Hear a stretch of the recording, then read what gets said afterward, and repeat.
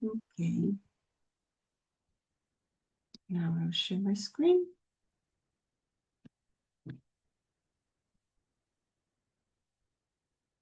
Okay.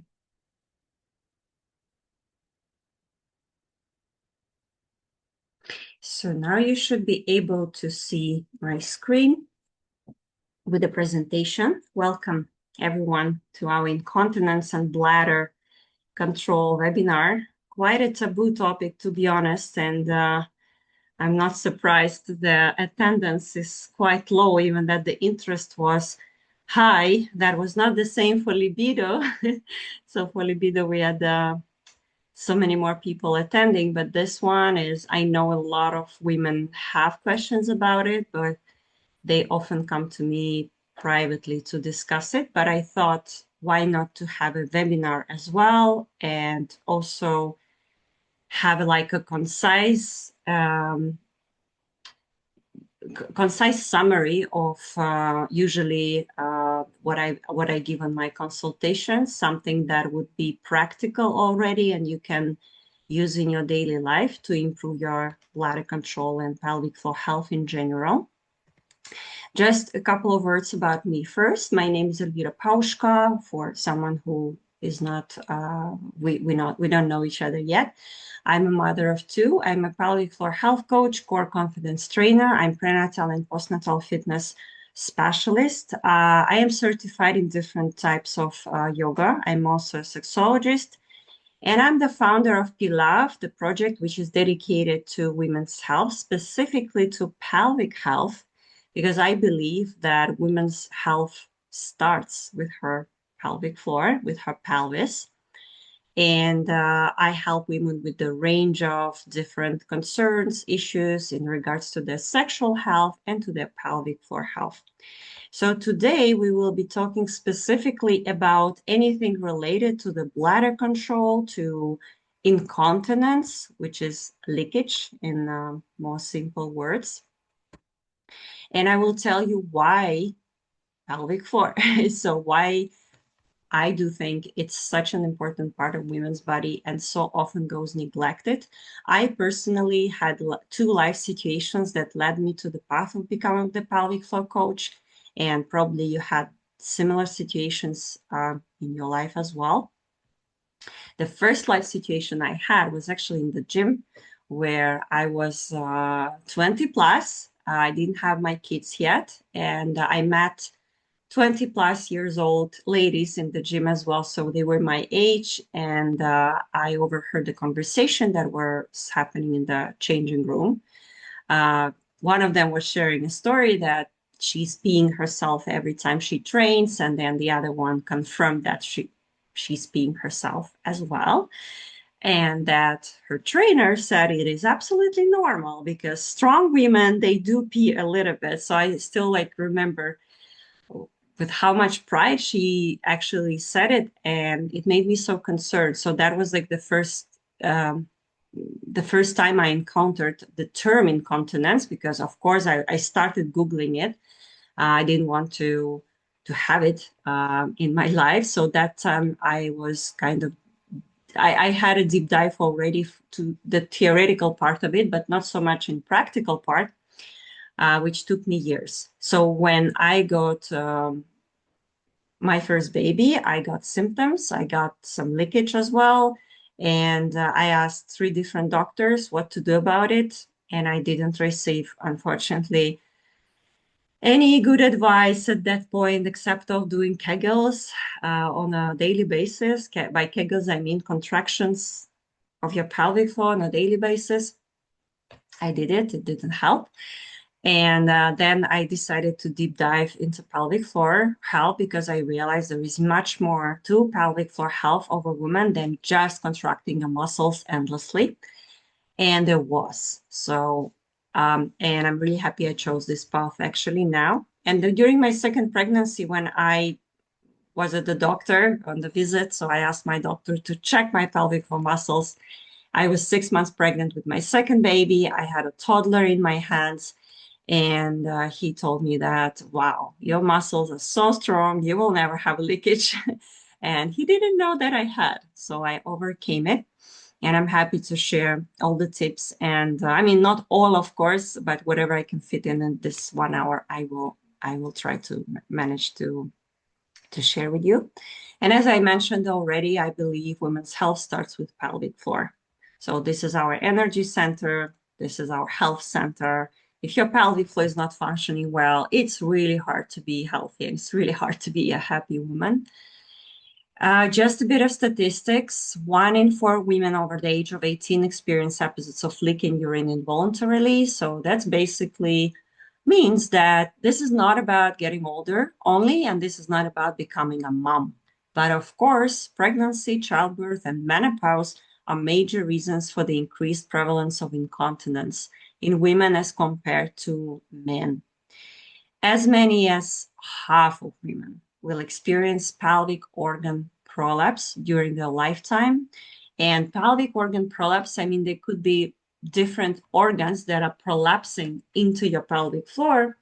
But today, maybe I want to mention the one which is called cystocele. It's cystocele, sorry. It's basically when your bladder, which is inside your pelvic floor, pelvis, start protruding or starts bulging a bit into your vaginal canal.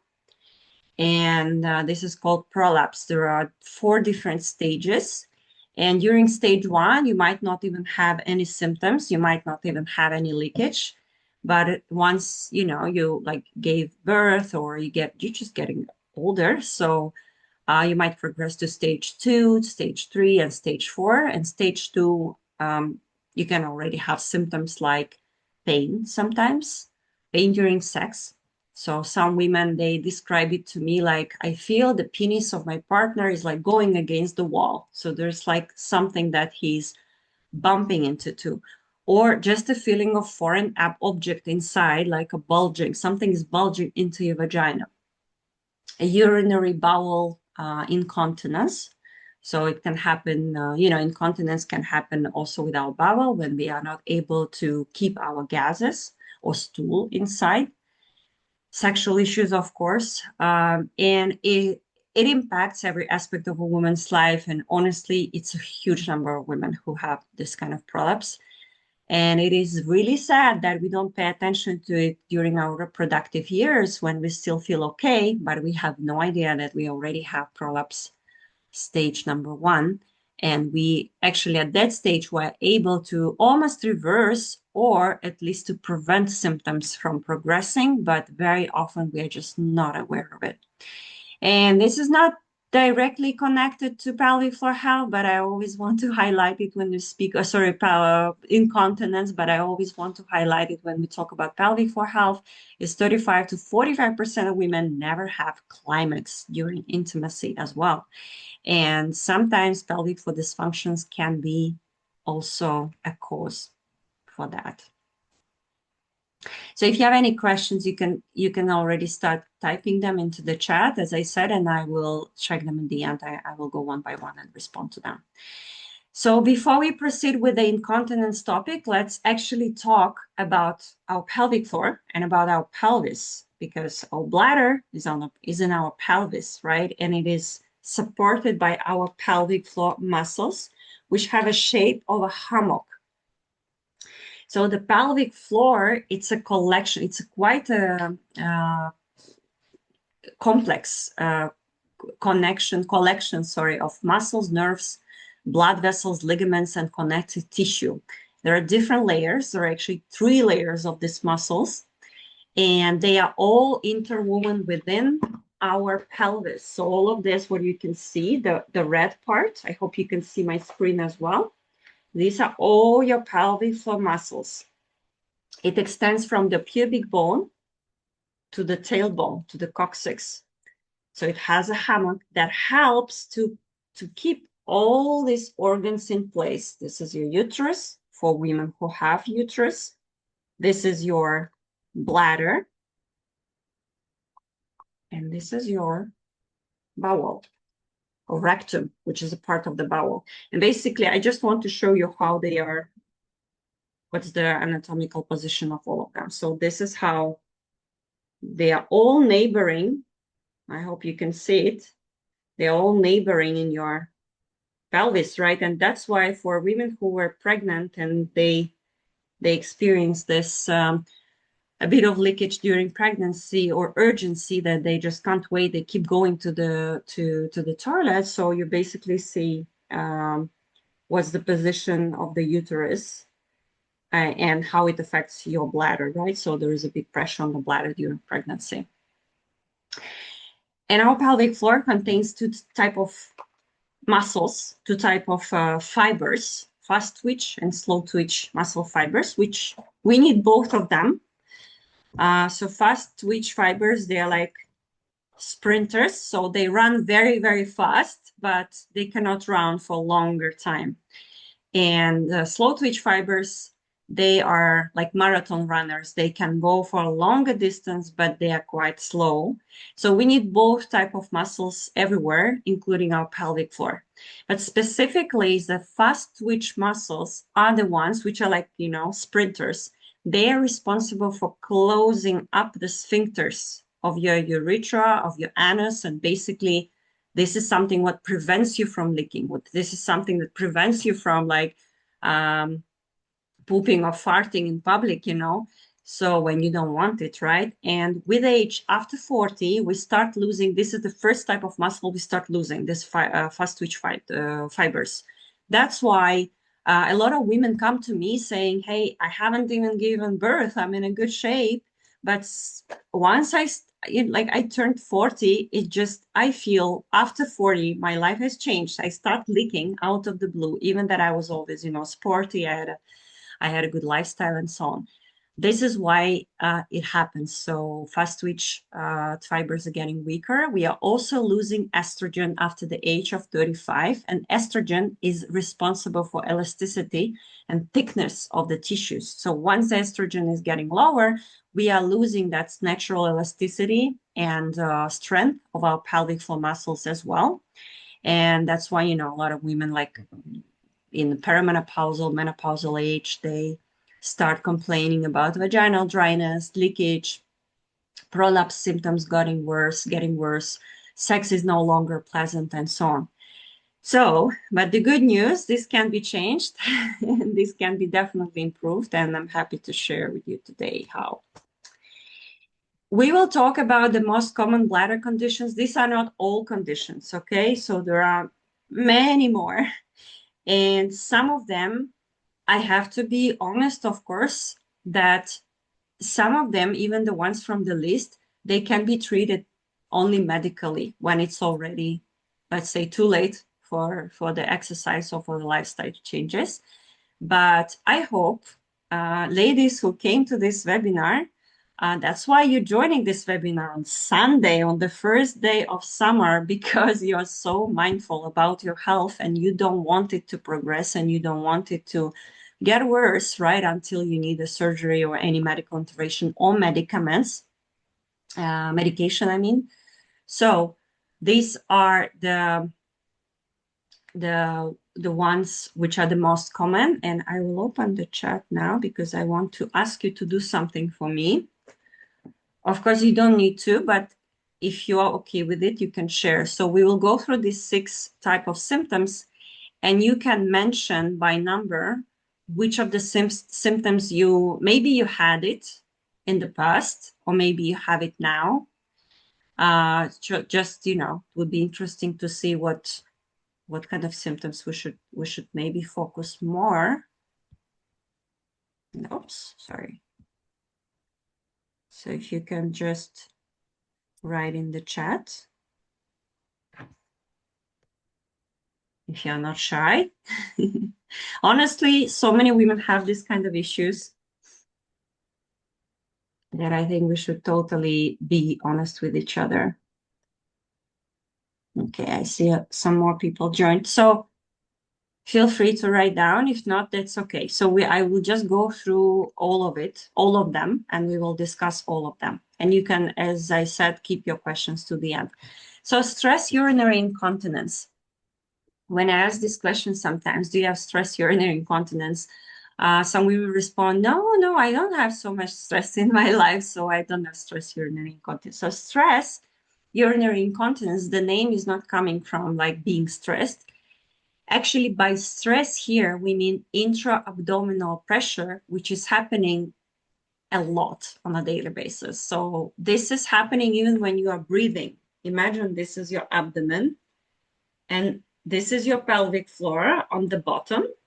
And here we have a muscle, which is called diaphragm. This is our main muscle of respiration. So we are breathing. When we are breathing, we are engaging this muscle. So every time you take an inhale, you can try it now. The muscle, the diaphragm muscle goes down, which is putting pressure on your pelvic floor. Okay. And when you are suddenly coughing, sneezing, or laughing, the pressure goes like this. So it's very sudden and very strong. You can also try to cough right now, and you might feel pressure here on the pelvic floor, on the bottom. If in parallel to that, you're also trying to like keep your belly tight, so you're sucking in your belly, what happens is there is a pressure from the top and there is a pressure from the side, from the abdominal muscles.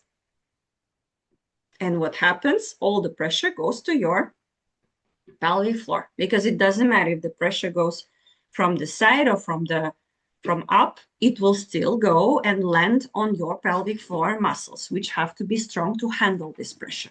So stress urinary incontinence, by stress, we mean here the very sudden, very sudden increase of this intra-abdominal pressure, like coughing, laughing, shouting something, and so on. So then you leak a little bit, like maybe not a little bit, but hopefully just a few drops. Urge urinary incontinence. Urge urinary incontinence, this is a bit different, but sometimes they merge and they are combined with stress urinary incontinence, and then it's called mixed urinary incontinence. So urge urinary incontinence, this is basically when you have a sudden urge to pee and you can't hold it. You hear a fountain, you hear a source of water, and you just have to pee so badly that sometimes you leak before you reach the toilet. And as I said, usually after the age of 60, if women had stress urinary incontinence for 30, 20 years, then she started getting urge urinary incontinence as well. So after the age of 60, a lot of women have both, so they have mixed. And unfortunately, they need to. Du kannst dich doch jetzt angeblich schon an alles erinnern, außer den Unfall selber. Sorry, I will mute one of the I will mute one of the participants. So yeah, let me just close that. So overactive bladder, a lot of women have it. Overactive bladder is when you just keep going to pee all the time. It's so many frequent urges to pee during the day that you cannot just ignore and you keep going, okay? So what we do here, we actually don't do ourselves a favor at all, because very often overactive bladder is not something that just happens, it's something that we train our bladder to be an overactive bladder. So that happens, for example, when you go to pee just in case. So you don't want to pee, but you feel you might pee if you go to the toilet, and then you kind of, empty your bladder much more often than it is required. Because what happens in the bladder brain connection is very smart, and if we don't disrupt it. So what happens is our bladder has stretch receptors. And when the stretch receptors are triggered, it means that the bladder is actually full and it's signaling you through the brain. So the brain is signaling you that you will need to go in 10, 15, 20 minutes. So you need to start looking for the bathroom. This is how it should normally happen. No rush, okay? You're just like, okay, I might need to go soon, so then I need to start looking for the bathroom. What do we do when we constantly emptying the bladder, not letting it getting full, not letting these stretch receptors actually do the job? We are overriding the automatic system that is there. And then we realize we start going more and more often, because emptying the bladder before, like, let's say going for a walk when you don't know where you have a toilet, it doesn't mean you will pee less. It will just make you pee more and more often. I had a I had a friend who told me, "Oh, I need to go to your course. I need to do your classes. I need to at least do some exercises." And because I have overactive bladder, I go like 10 times during the day, and then I wake up 5 times during the night. So I keep going. And I told her, okay, and she's like, but I'm so busy to do any exercises for like the program. I'm like, okay, let me give you like at least like 5, 6 exercises that you can already start doing. And then she's like, yeah, please send it to me. So I send it to her. And then I'm asking her in a month, like, how is it? How is your overactive bladder um, training? And she told me, oh, you know what? I didn't have time. So I didn't even open the exercises. I just went to the doctor. She had time to go to the doctor, and they gave me the pill. They gave me the pill. I'm on this pill, and now it just got so much better. So I will never understand why we are still, you know, masking the symptoms, and we're not really looking in the root cause when it could be actually treated. Because what she did, she just masked the symptom, right? And yeah, I'm happy it's helping. But again, this is medication, which is a prescribed medication. So it means it makes her so dependent on it. And once she doesn't take it anymore, then the symptoms might get back. But she didn't get any tools to actually manage it internally with her body. So she didn't choose to negotiate with her body, to train her body, to say, okay, we are here as a team to solve this. But she just kind of said to the body, okay, I just want you to forget about the bladder things and, take this pill. So reactive bladder can be treated medically as well, but I would say before you try, I would definitely try first conservative methods, which are more safe, of course, which is exercising your pelvic floor. The next, also quite common dysfunction or condition is a post-voiding dribbling, after pee dribbling. It's something that happens when you are done peeing or you think you're done peeing, and then you stand up and you still pee a little bit or like a few drops coming out. Some of my clients told me, I'm using the daily pad, not because I need it for my discharge, but I need it because I'm just dribbling. Like I peed and then like there's still some pee coming out. And in this situation, what I always advise, we never rush when we pee.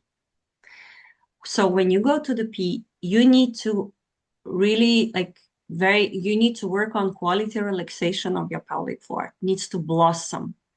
You need to completely relax and not rush, not power pee, not like put pressure on it to pee. So you just pee peacefully. And once you think you're done, try to move your pelvis. Try to make circles with your pelvis to one direction, then another direction, very slowly.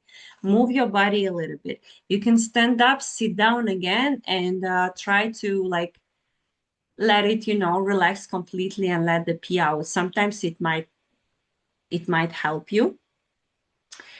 And the next one is nocturia, or waking up at night to pee more than once. For this one, I will have a specific advice later. But what I want to say already now is when you're waking up at night to pee, a lot of moms or, moms, I think mainly have this kind of habit because they train themselves to wake up at night, or their babies train them to wake up at night. So when they wake up, they're like, okay, why don't I pee if I already woken up?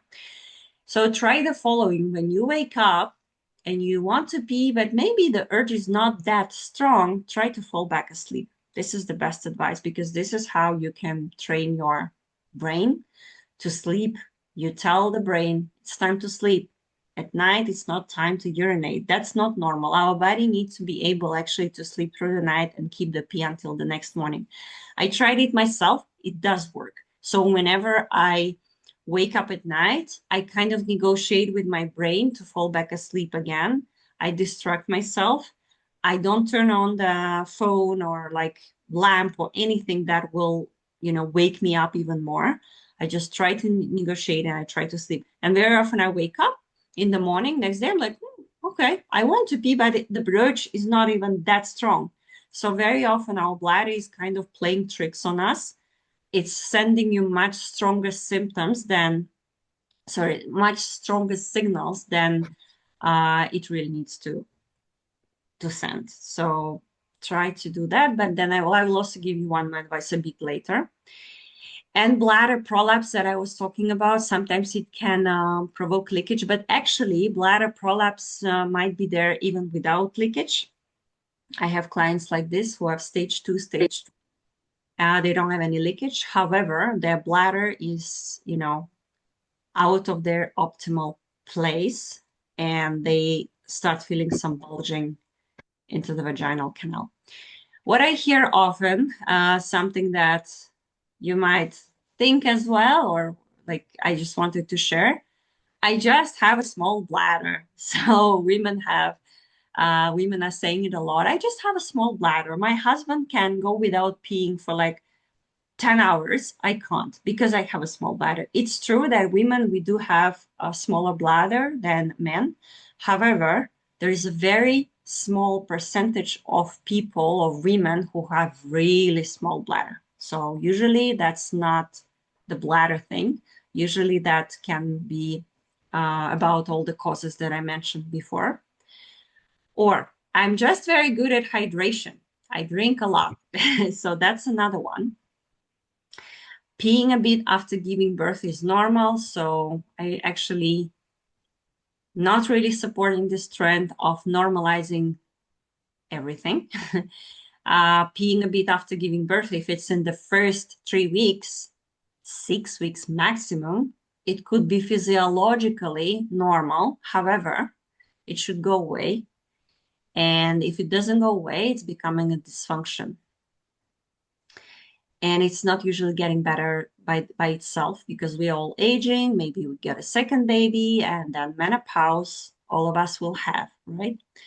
Waking up at night during menopause is normal. That's another thing. Yeah, it's common, but again, it's not normal. I do not have incontinence. It's only a few drops. So this is my favorite. This is basically, I hear much more, I think, than any of the other ones, that women are really terrified of the word incontinence or leakage because they think if it's incontinence, this is about having incontinence pads and leakage, like leaking nonstop. Only a few drops is already a dysfunction. So it already shows that your pelvic floor is not functioning properly and your sphincteric function of the pelvic floor is not functioning well. What causes it? Pregnancy, childbirth, incorrect fitness training, or even Pilates, especially very trendy now. This reformer Pilates can be very dangerous for your pelvic floor if you don't know how to engage your pelvic floor. In this webinar, I will not speak so much about the fitness because I have a free guide as well that I'm happy to send to everybody because there I kind of, concluded like all the information, how you should train in the gym without damaging your pelvic floor. So I'm happy to share it after. We will not speak in details about that, but please absolutely read it. And if you train, if you love sports, that's great, but do it correctly without hurting your pelvic floor. Posture, we will talk about posture on the next slide. Stress and body tension. So body tension affects a lot in our body in general. A lot of functionalities of organs, also our fascia or our tissues. And in terms of leakage, what I also heard from clients, and it's true, they say, well, I'm stressed, I'm leaking more. And when I'm relaxed, I'm leaking less. So what happens is our body is always tensing up in response to stress. And this tension, so imagine this tension goes to your pelvic floor muscles. And when your pelvic floor muscles are getting tense muscles are not strong muscles. These are weak muscles in tension. Okay. So they are just like very tense. There is not a good blood flow there. Just imagine your pelvic floor putting the boxing gloves to fight someone. So what happens is, of course, the space, which is usually there, the pelvic floor is not able to blossom anymore. You're not able to relax it. So the space is much smaller, and your bladder is basically, just there's a lot of pressure from all directions on the bladder. So it's kind of getting squeezed. And of course, you're leaking more. So that's like, you don't need to be like a physical therapist or doctor even to understand that, right? Nerve damage. So this is also one of the causes that can happen. And this one is rarely can be improved by the exercise. Usually it requires some intervention or a more serious physical therapy. But during the recovery, of course, you need the exercise anyway. Menopause, as I already mentioned. And in terms of the posture, what is really important, and I want to mention it because posture is not just beautiful. Okay, nice posture is not just beautiful. Good posture is absolutely essential for your pelvic floor health because when you have bad posture, you might get pelvic spasms, so adhesions, so something that I mentioned, a lot of tension, and it can happen. Then you might have lower back pain. The blood flow is reduced to your organs. Diaphragm dysfunction, what I mentioned, above the pelvic floor, you have, yeah, above the pelvic floor, you have diaphragm. And whenever your posture is not optimal, then it limits the deep breathing with the diaphragm and it limits the oxygen intake as well. It can also mean digestive issues like bloating and constipation. We'll talk about constipation because that's number one enemy for your pelvic floor, especially if you have leakage. And lack of pubic support. So usually what happens, you have all the organs inside and pelvic floor, they lift the organs, they keep the organs in place. But they are not working on this alone. So they have the pubic bone here that supports these organs as well. When you're losing the posture, so you might get a pelvic tilt, and you are losing the support of the pubic bone as well. So the pubic bone is no longer supporting your organs. The whole load is going just to your pelvic floor again.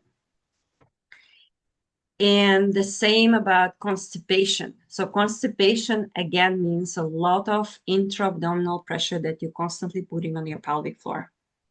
Women with prolapse, women with incontinence, this is number one thing, nutrition, that you have to take care of when you have leakage, and also avoid constipation at any cost. The most important advice here, hopefully you're all doing it already, especially if you're a mom. I hope your medical provider told you about it after you gave birth. So when you are pooping, use the squatty potty under your feet. So the position that you have while pooping is the same position as this person in the green little human has. Okay, so you need to make sure that your second internal sphincter is blossoming as well. So you let it open. You let the poop coming out without any pressure. So normally you sit down on the toilet and you don't need to push at all. It should all happen naturally. Sucking in your belly all the time. So if you keep sucking in your belly on a daily basis, that can also affect constipation. Yoga helps a lot with the constipation. Lemon water in the morning, hot lemon, like warm lemon water, and chia seeds with water. So this is something that I would recommend. But of course, we can talk about nutrition. It should be all another webinar about constipation and nutrition. And make sure if you have sedentary lifestyle, you sit a lot, you move every hour. So you just, if you're on the call, take your wireless earphones and just like walk around, do something, do some squats, sit-ups, just to keep it moving, help your bowel. And here are golden rules of healthy bladder. So these are just something I want to summarize. Some things we already mentioned. So we avoid rushing or forcing to pee. We relax during urination. If you pee and you notice that your peeing duration is under 7 seconds, your bladder might not actually be full. So you might have overreactive bladder. So you just went to pee, but your bladder was not full. It was sending you signal it's full, but it was not. If you are peeing and your duration is over 20 seconds, maybe you waited for too long. So here it is really important to find that sweet spot just in the middle.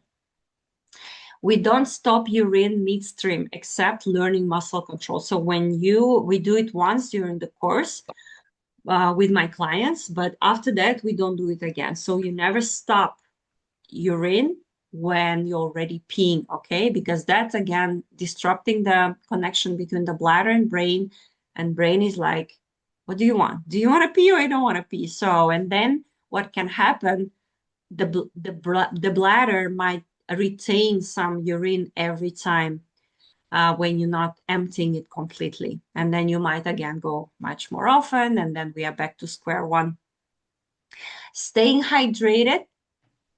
And by staying hydrated, I mean sipping water throughout the day. Okay, so it's not like chugging water, like chugging 1 liter of water in the evening because you realize you were not hydrated today. This would be a bit too much for your pelvic floor and for your kidneys to handle, but staying hydrated is very important for your pelvic floor health. And women who have incontinence sometimes shared with me, I stopped drinking because I don't want to leak. But what will happen is actually quite the opposite. So when you don't drink enough, your urine is getting so concentrated that it will irritate the bladder and it will increase the urges. And you might even get some infections at this point, so which is not desirable, especially if you are close to your menopause and the risk of UTI is increasing. The next one, I know it will not be your favorite. That's not my favorite either. However, if you do have quite a severe incontinence and you want these symptoms to improve, it is better to avoid common bladder irritants like coffee. Coffee is number one bladder irritant. Chocolate, carbonated drinks, lemon, pineapple. So there are a few in the list which are like quite delicious foods. But I would say like coffee would be, and carbonated drinks would be like at the top of the list. Okay, don't pee just in case. We talk about it, right? So we just don't go in even to pee if we don't want to pee. Don't train your child to pee just in case. I was guilty with this myself, telling to my children, okay, we should pee all now because we are leaving. I think there are toilets everywhere, unless it's a really long trip somewhere, and then, there will not be any toilet on the way, but I think it's quite rare. So we don't create these bad bladder habits for our kids as well. Okay, so we tell them you pee when you want to pee and you relax when you pee. And it's okay to take your time. Don't rush them to pee. Don't say, why are you peeing for ages? Give them time.